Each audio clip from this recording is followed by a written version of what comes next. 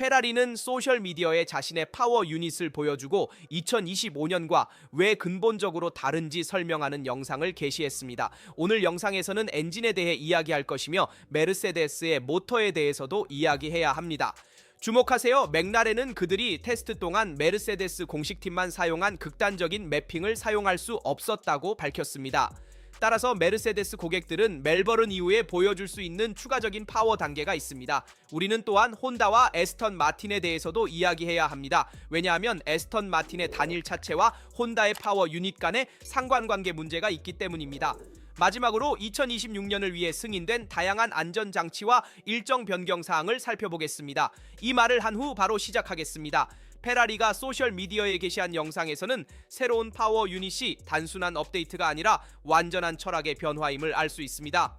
실제로 2026년부터 이 모노포스트는 엔진 아래에서 완전히 다르게 변화할 것입니다. MGH는 사라지고 전기와 내연기관 간의 균형이 바뀌며 특히 엔진에 대한 사고방식이 변화합니다. 이제 우리는 80% 내연기관과 20% 전기 시대에 있지 않습니다.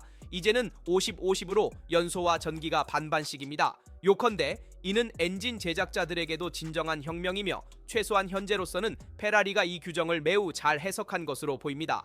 연합에서 도입한 추가 테스트에서 새로운 하이브리드 시스템의 신뢰성과 관리 여부를 확인하기 위해 마라넬로의 파워 유닛은 특별한 문제를 보이지 않았습니다. 모두가 더 많은 전력을 어떻게 조화롭게 사용할지, 에너지 회수는 줄이고 MGH는 없애는 방법을 찾고 있는 이 시점에서 이는 작은 세부 사항이 아닙니다. 하지만 페라리의 파워 유닛의 진정한 비밀은 무엇일까요? 페라리가 발표한 영상에서 기술자들은 새로운 파워 유닛이 2025년까지 사용된 것과는 근본적으로 다르다고 명확히 설명했습니다. 우선 우리가 언급했듯이 50-50의 배분이 있습니다. 하지만 또 다른 핵심 요소가 있는데 그것은 지속 가능한 연료입니다. 단순한 마케팅을 위한 친환경 추가가 아닙니다. 연료는 엔진 프로젝트의 필수적인 부분이 됩니다. 피스톤과 터빈만큼이나 구조적 구성 요소입니다. 연소가 변화하고 효율성이 변화하며 열 관리가 변화합니다. 거기서 실수를 하면 모든 것이 잘못됩니다. 그리고 효율성의 주제가 있습니다. 새로운 규칙에 따라 모든 구성 요소는 더 잘 작동해야 합니다. 이제 MGH로 보완할 수 없습니다. 이전처럼 배기에서 에너지를 회수할 수 없습니다. 여기서는 모든 터보 하이브리드 시스템을 재고해야 한다는 의미입니다. 그리고 여기에서 가장 집중해야 할 점 중 하나가 나타납니다. MGH가 없으면 신뢰성 문제의 위험과 터보 지연의 위험이 다시 돌아옵니다. 실제로 페라리는 무엇을 했을까요? 전기 부분을 강화했습니다. 우리는 이전 사이클의 120kW에 비해 350kW에 대해 이야기하고 있습니다. 사실상 거의 3배입니다. 전기가 진정한 주인공이 되며 더 이상 보조 역할이 아닙니다. 이는 완전히 새로운 에너지 관리 방식을 요구합니다. 어디에 전력을 사용할지, 어디에 저장할지, 어떻게 분배할지를 결정해야 합니다. 실제로 테스트에서 일부 코너에서 드라이버들이 100%로 밀어붙이지 않고 직선 구간에서 사용할 수 있도록 에너지를 관리하는 모습을 보였습니다. 이는 더 전략적이고 더 공학적인 다른 형태의 포뮬러 R입니다. 그리고 지속적으로 최대 가속을 하는 것이 아니라 훨씬 더 많은 관리가 필요합니다. 기술적인 관점에서 이는 엄청난 도전입니다. 왜냐하면 페라리의 여러 엔지니어들이 설명했듯이 이는 사실상 제로에서 개발된 프로젝트로 매우 촉박한 시간 안에 이루어졌습니다. 새로운 아키텍처, 새로운 전자장치, 새로운 하이브리드 시스템, 터보를 생각하는 새로운 방식입니다. 그리고 공표된 목표는 또 다른 것입니다. 이 파워 유닛을 도로 기술에 더 가깝게 만들고 극단적인 실험실 솔루션을 줄이며 일상적인 자동차에 적용 가능한 개념을 더 많이 만들어야 합니다. 이제 진짜 질문은 이겁니다. 페라리가 정말로 올바른 열쇠를 찾았나요? 왜냐하면 패독에서는 마라넬로의 파워 유닛이 2026년을 대비해 가장 견고하고 유망한 것 중 하나라고 소문이 돌고 있습니다. 만약 신뢰성이 이미 잘 갖춰져 있다면 완전히 새로운 규정 속에서 이는 큰 차이를 만들 수 있습니다. 우리는 포뮬러 1의 세대 교체 앞에 서 있으며 항상 그렇듯이 규정을 처음 잘 해석하는 쪽이 이미 수년간 지속될 수 있는 중요한 이점을 가져갑니다. 이전 비디오에서도 언급했듯이 페라리는 공기역학 부분에 많은 신경을 쓰고 있지만 엔진 부분도 과소평가해서는 안 됩니다. 오히려 페라리는 메르세데스 엔진과는 다른 방식으로 에너지 부분을 매우 잘 관리하는 모습을 보여주었지만 좋은 내연기관과 에너지 회수 시스템을 갖추고 있습니다. 우리가 테스트 중에 르클레르가 많은 빠른 랩을 기록하고 일정한 페이스를 유지하며 배터리의 에너지를 즉시 소모하지 않는 것을 본 것은 사실입니다. 하지만 무엇보다도 페라리는 에너지를 전체 랩에 걸쳐 관리하여 전기 에너지의 공급을 최소화하는 데 성공하고 있습니다. 또한 주의해야 할 또 다른 점은 페라리가 내연기관을 사용하여 배기가스를 활용해 다운포스를 생성할 수 있다는 것입니다. 이는 다른 팀들이 할 수 없는 것이며 특히 빠른 코너에서의 이점이 됩니다. 또한 부분 가속이 필요할 때도 마찬가지입니다. 전기 에너지 관리로 인해 항상 최대 출력을 낼 수는 없기 때문에 가속 페달을 조절하고 전기 에너지도 관리하면서 가스를 조절하게 됩니다. 그 가스는 페라리에 의해 배기가스를 디퓨저로 유도하는 데 사용되어 다운포스를 생성합니다. 이것은 정말 기발한 아이디어입니다. 하지만 우리는 호주에서의 첫 경주 전에 가장 중요한 소식에 대해 이야기해야 합니다. 실제로 바레인 테스트에서 메르세데스는 모든 팀에 동일한 파워 유닛을 제공하지 않았습니다. 공식 팀에는 더 공격적인 사양이 주어졌고 성능 면에서 더 강력하며 아직 실험 단계에 있습니다. 반면 고객팀인 맥라렌, 윌리엄스, 알핀에는 더 보수적인 버전이 제공되었습니다.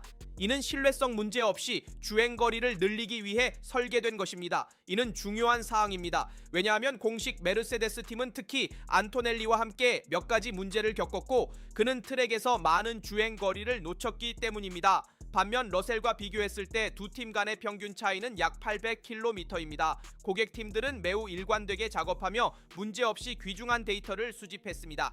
이제 멜버른에서는 3월 1일에 인증될 최종 버전을 받게 됩니다. 번역하면 그들은 첫 경주에서 성능 단계가 하나 더 있을 수 있습니다. 안드레아 스텔라, 맥라렌의 팀 프린시펄은 사실상 메르세데스의 전략을 홍보했습니다. 그는 테스트에서 사용된 엔진이 매우 신뢰할 수 있었으며 파워 유닛, 셰시 및 드라이버 간의 통합 작업을 잘 할 수 있게 해주었다고 분명히 말했습니다. 그리고 이는 기술 혁신의 해에 있어 금과 같습니다. 하지만 진짜 문제는 이것만이 아닙니다. 진짜 문제는 2026년 전체 시스템의 취약성입니다. 스페인과 바레인 간의 테스트에서 새로운 파워 유닛이 내연기관과 전기 부분 간의 매우 섬세한 타협이라는 것을 알게 되었습니다. 우리는 유명한 50-50에 있습니다. 내연기관과 전기 반반입니다.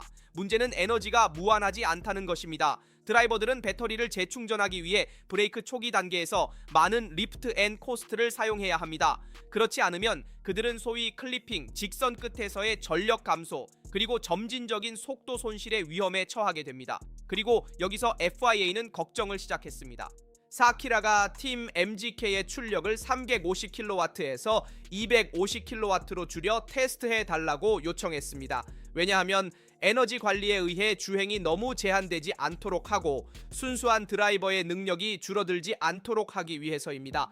오늘날 이러한 일이 발생하는 이유는 일부 코너에서 드라이버들이 과거보다 더 낮은 기어를 사용해야 하고 터보를 활성 상태로 유지해야 하며 전기 흐름을 정밀하게 관리해야 하기 때문입니다. 경주에서는 엄청난 효과가 발생할 위험이 있으며 즉 재능으로 인한 추월이 아니라 에너지 매핑의 차이로 인해 발생합니다. 이는 랜도 노리스도 같은 말을 했습니다. 네, 더 전략적인 포뮬러 1이지만 솔직히 말하자면 더 인위적이기도 합니다. 그리고 더 복잡한 문제도 있습니다. 즉 메르세데스 파워 유닛의 유명한 압축비 문제입니다. 규정은 분명히 말합니다. 최대 16일 실온에서 측정해야 하며 뜨거운 상태가 아니라 실온에서 측정해야 합니다. 그러나 메르세데스에 따르면 엔진을 설계할 때 고온에서 압축비가 이론적 한계를 넘어설 수 있도록 했고 압축비가 높을수록 내연기관의 효율성과 출력이 증가합니다. 현재 기술적으로는 합법적이며 규정에서는 냉각 상태에서 측정을 요구합니다. 그러나 FIA는 운영 조건에서 압축비를 측정하기 위한 새로운 방법론을 개발 중임을 이미 알렸습니다. 따라서 약 130도에서 측정할 계획이며 이 검사를 2026년 8월 1일부터 도입하자는 제안이 있습니다. 무슨 뜻인지 아시겠습니까? 수정안이 통과되면 메르세데스는 시즌 중반에 이점을 가질 수 있습니다. 통과하지 않으면 문제는 여전히 열려있고 챔피언십은 기술적일 뿐만 아니라 법적 싸움으로 변질될 위험이 있습니다. 이는 섬세한 상황으로 2026년 엔진 포뮬러의 신뢰성이 바로 여기에서 결정됩니다. 한편에는 너무 경직되고 다소 모호한 규정이 있고 다른 한편에는 제조업체들이 있습니다. 항상 그렇듯이 그들은 해석의 여지를 찾고 있으며 따라서 규제 한계를 넘어 더 나은 성능을 얻기 위해 모든 탈출구를 찾고 있습니다. 진정한 질문은 FIA가 균형을 보장하기 위해 제때 개입할 것인가 아니면 트랙 밖에서도 결정되는 월드 챔피언십을 목격하게 될 것인가입니다. 하지만 메르세데스 엔진을 장착한 팀들이 어떤 이점을 가지고 있는지 보십시오. 메르세데스 엔진을 사용하는 여러 팀이 있기 때문에 우리는 공식 메르세데스, 맥라렌, 윌리엄스, 알핀을 가지고 있습니다. 메르세데스는 더 극단적인 엔진 사양을 시험해 보겠다고 말했습니다. 아마도 신뢰성 문제도 있을 수 있으며 이 경우 우리는 다닐 드라이버, 즉 안토넬리에게서 이를 보았고 조지 러셀에게서는 보지 못했습니다. 어쨌든 우리는 이 더 극단적인 사양이 어떻게 작동하는지 지켜보겠습니다. 반면에 우리는 덜 극단적인 엔진을 시험해보며 두 가지 기본 포인트를 제공하여 경쟁자들에게 더 적은 이점을 주고 있습니다. 예를 들어 더 극단적인 사양을 시험할 방법이 없는 맥라렌을 생각해 보십시오. 호주에서의 첫 경주 전에 어쨌든 매핑과 사용할 엔진에 대한 단점이 있습니다. 게다가 우리는 메르세데스 공식팀에서 우리의 파워 유닛이 덜 극단적으로 작동하는지 확인합니다. 이를 사용할 수 있는 경우를 대비하여 신뢰성 문제를 줄이기 위해 이것은 그들이 많은 팀을 엔진을 제공할 수 있는 기회를 가지고 있기 때문에 더 많은 데이터를 수집할 수 있게 해줍니다. 또한 엔진을 더 극단적이거나 더 신뢰성 있게 작업할 수 있는 여유를 제공합니다. 이것은 메르세데스에게 엄청난 이점입니다. 안드라 스텔라가 이 솔루션을 추진했지만 맥라렌에게는 역효과를 낼 수 있습니다. 왜냐하면 그들은 사실상 메르세데스 공식팀에 비해 단점이 있기 때문입니다. 고객팀임에도 불구하고 말이죠. 제 생각에는 메르세데스가 이 솔루션을 맥라렌이 과거 몇 년 동안 공기역학적으로 메르세데스보다 우수했던 것을 고려하여 생각했을 것입니다. 하지만 엔진 측면에서는 동일한 엔진을 사용했기 때문에 메르세데스는 사실상 조금 조롱당한 맥라렌에 의해 팀이 명백히 더 작은 메르세데스에 비해 그럼에도 불구하고 앞서 있었고 그리 적지 않게. 하지만 우리는 또 다른 팀에 대해 이야기해야 합니다. 조금 그림자 속에 남아있는 아스톤 마틴입니다. 바르셀로나와 바레인 사이의 테스트에서 아스톤 마틴은 사실상 거의 돌아다니지 않았고 몇 바퀴 돌았으며 많은 비활동과 물류 지연이 있었습니다. 많은 부품이 부족했기 때문입니다. 그들은 트랙에서 파손되었습니다. 심지어 한 대의 차가 첫 번째 쉐이크다운에 늦게 도착했습니다. 바르셀로나에서 팀은 그들이 너무 바빠서 완전한 레이베리를 보여줄 시간조차 없었다고 인정합니다. 이것은 이미 신호입니다. 팀이 트랙에 늦게 도착하면 불운이 아닙니다. 프로젝트가 매우 제한된 시간 안에 좁게 태어났기 때문입니다. 문제가 모두 함께 폭발했습니다. 아드리안 뉴이 자신도 쉐이크다운 후에 본질적으로 우리는 풍동에 늦게 들어갔다고 말했습니다. 그는 엄청난 지연에 대해 이야기하고 있습니다. 반면 다른 팀들은 최소화하려고 합니다. 아스톤 마틴은 모델을 가져왔을 것입니다. 갤러리아 델 벤토에서 훨씬 더 늦게 상대방에 비해 번역됨 4개월 손실 새로운 규정에서 어디서 4개월이 지질 시대가 된다. 정말로 너무 많은 시간이다. 그리고 그 기차를 놓치면 일어나는 일 긴급 상황에서 설계하기 시작하고 결정을 압축해야 하며 보통은 시간이 필요한 테스트 및 반복이 필요하다. 그래. 혼다가 엔진으로 있다. 그리고 여기 이야기는 특별하다. 왜냐하면 혼다가 2020년에 출시를 발표했지만 그 후 방향을 바꾸고 2026년으로 돌아왔다. 그 사이에 막대한 양의 전문 인력이 흩어졌다. 그리고 2026년 프로그램은 사실상 재시작이었다. 결과는 혼다 2026 파워 유닛이 출력 부족으로 설명되고 있다. 너무 많은 과열이 발생하고 특히 파괴적인 지점이 있다. 배터리와 에너지 회수가 목표에 미치지 못한다. 즉 핵심 전환이 있다. 배터리가 충분히 회수하지 못한다는 사실에 대해 이야기하고 있다. 유명한 350kW의 전력을 보장하기 위해 심지어 도달하기도 힘들다. 이 250kW 따라서 규정의 수정이 연맹에 의해 승인된다면 확실히 혼다 엔진에 도움이 될 것입니다. 따라서 에스턴 마틴은 전기 에너지를 회수하는 데 어려움을 겪고 있으며 350kW의 전기뿐만 아니라 250kW에서도 어려움을 겪을 것입니다. 2026년에는 필요할 때 사용 가능한 전기 에너지가 없다면 몇 분의 1초를 잃는 것이 아니라 전체 직선 구간을 잃게 됩니다. 속도가 점진적으로 감소하게 되며 더 이상 트랙에서 사용할 에너지가 없기 때문에 클리핑에 들어가게 됩니다. 그리고 여기서 가장 흥미로운 부분이 나타납니다. 사실 아드리안 뉴는 극단적인 패키징으로 극단적인 자동차를 설계하는 것으로 유명합니다. 모든 것이 한계까지 끌어올려져 있으며 2026년의 에스턴 마틴은 정확히 이와 같습니다. 매우 좁은 후륜, 측면은 매우 날카롭게 줄어들어 있으며 냉각 관리가 거의 집착적입니다. 사실 바레인에서는 차량이 엔진 후드 지역에 많은 개구부와 아가미로 가득 차 있었고 마치 힘겹게 숨을 쉬고 있는 것처럼 보였습니다. 여기서 무거운 의혹이 생겨납니다.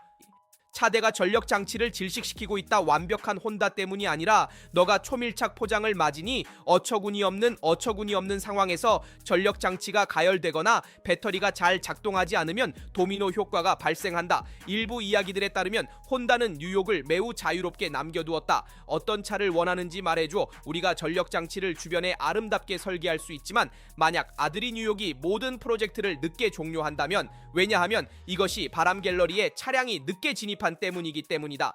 프로젝트를 검증할 시간이 부족하고 부품이 적으며 수정할 여지가 제로라면 기본적인 문제가 있다.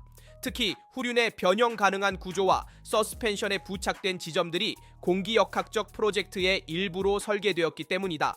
바르셀로나에서 첫 테스트 중 문제를 보았고 바린의 두 번째 주에 더 나쁜 피드백이 왔다. 시간이 개선되지 않았다. 문제를 보았다.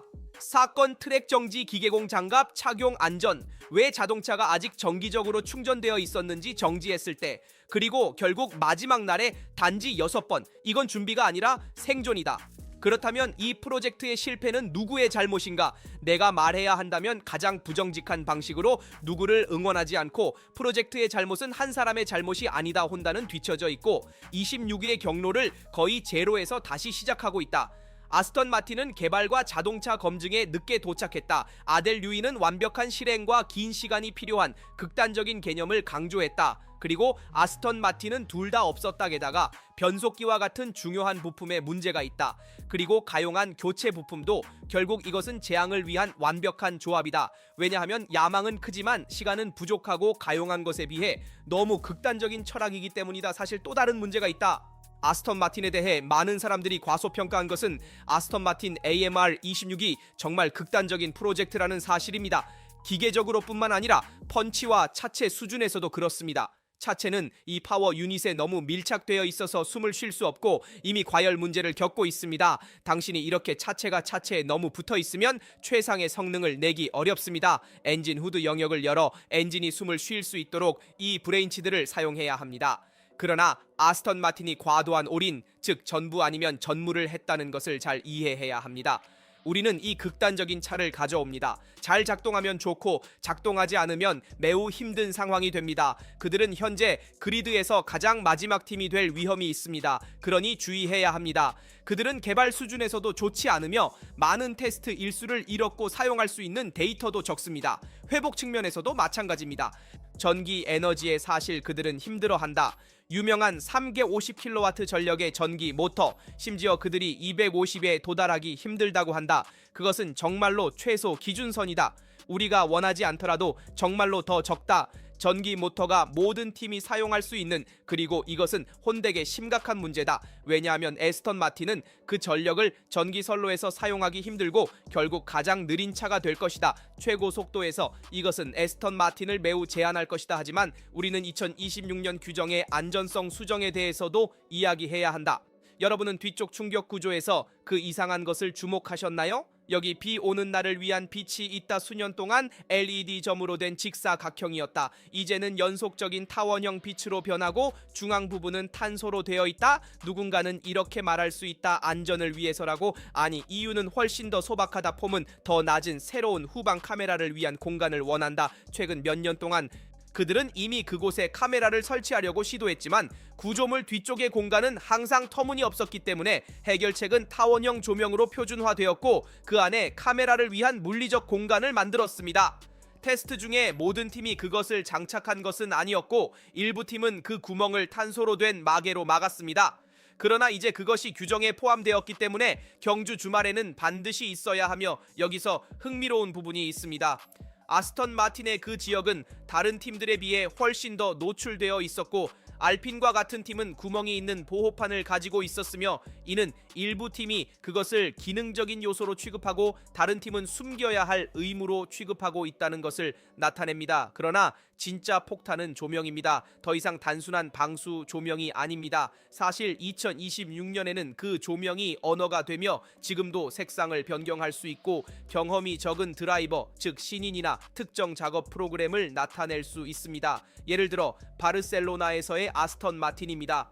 천천히 돌아가던 파워 유닛 문제로 그리고 특히 다른 LED들과 함께 엔드플레이트에 있는 것처럼 이제는 시스템이 되고 있다. 차가 무엇을 하고 있는지, 충전 중인지, 에너지를 관리하는지, 그리고 올해부터 이 정보는 더욱 중심이 된다. 왜냐하면 2026년 포뮬러 1은 글자 그대로 에너지 전쟁이기 때문이다. 실제로 이제는 더 이상 단순히 차가 돌고 앞으로 나아가는 것만 보지 않고 차가 클리핑 중인지 충전 중인지 보수 모드인지 말해주는 차를 본다. 거의 공개된 단순화된 텔레메트리와 같다. 그리고 또 하나의 매우 흥미로운 요소가 있다. 바로 앞날개에 있는 코의 구멍이다. 사실 2026년부터 능동 공기역학으로 이제는 단순히 뒤쪽만 움직이는 것이 아니라 앞날개도 확장된다. 이것은 운전하는 사람뿐만 아니라 박스에 있는 사람에게도 변화를 가져온다. 2025년까지 날개의 경사를 조정하기 위해 박스는 전통적인 두 개의 액추에이터를 사용했다. 플랩의 왼쪽에 하나, 오른쪽에 하나, 그리고 조정은 분리되어 있었다. 두 측면이 소통하지 않았기 때문에 이제 일부 팀들은 극단적인 엔지니어링 방식으로 공기역학적 시스템 내의 메커니즘을 통합했습니다. 날개를 조정하기 위해 메르세데스, 맥라렌, 레드불은 앞쪽에 구멍을 만들었습니다. 전용 총으로 바퀴와 기어의 각도를 시계 방향으로 돌리면 하중이 증가하고 반시계 방향으로 돌리면 하중이 감소합니다. 공기역학적으로는 더 깔끔하지만 운영 측면에서는 피트박스가 더 불편할 수 있습니다. 정비사는 앞쪽에 서서 앞쪽 잭으로 작업하는 사람 가까이에 있어야 하므로 피트스톱의 안무가 완전히 바뀝니다. 그리고 페라리는 플랩 위에 액추에이터를 유지하여 더 전통적인 절차를 따르지만 흥미로운 선택을 합니다. 액추에이터의 위치와 플랩 섹션의 분할이 이동 가능한 영역과 거의 이동 가능한 영역을 생성하여 섹션 간의 불균형을 발생시킵니다. 혁신은 아니지만 전형적인 페라리 방식이며 동일한 일반적인 아이디어를 가지고 있습니다. 구현이 조금 다르고 타이어에도 주의해야 합니다. 왜냐하면 우리는 이야기해야 하니까요. 마리오 이솔라가 언급했듯이 처음에는 더 많은 마모를 볼 수 있을 것입니다. 타이어가 나빠서가 아니라 새로운 타이어, 새로운 차, 새로운 파워, 유닛이 있고 첫 경주에서 2회의 곡선이 엄청나기 때문입니다. 핵심 포인트는 코너링이 아니라 제동입니다. 왜냐하면 제동 시 이제 에너지를 더 효과적으로 회수하기 때문입니다. 테스트에서는 2025년에 비해 많은 블로킹이 보였습니다. 그래서 드라이버들은 코너에 들어가는 방법, 모듈화하는 방법, 앞쪽이 위기를 겪지 않도록 하는 방법을 다시 배워야 합니다. 그리고 두 번째 폭탄은 새로운 파워 유닛에서 더 많은 토크가 있다는 것입니다. 그래서 우리는 특히 후면에서 더 많은 미세 슬립을 볼 것이고 이는 후면 타이어에 더 많은 마모와 더 높은 온도를 초래할 것입니다. 당연히 우리는 시즌 초반에 이를 더 많이 볼 것이고 팀들이 세팅의 열쇠를 찾을 때 정상화되는 것을 볼 것입니다.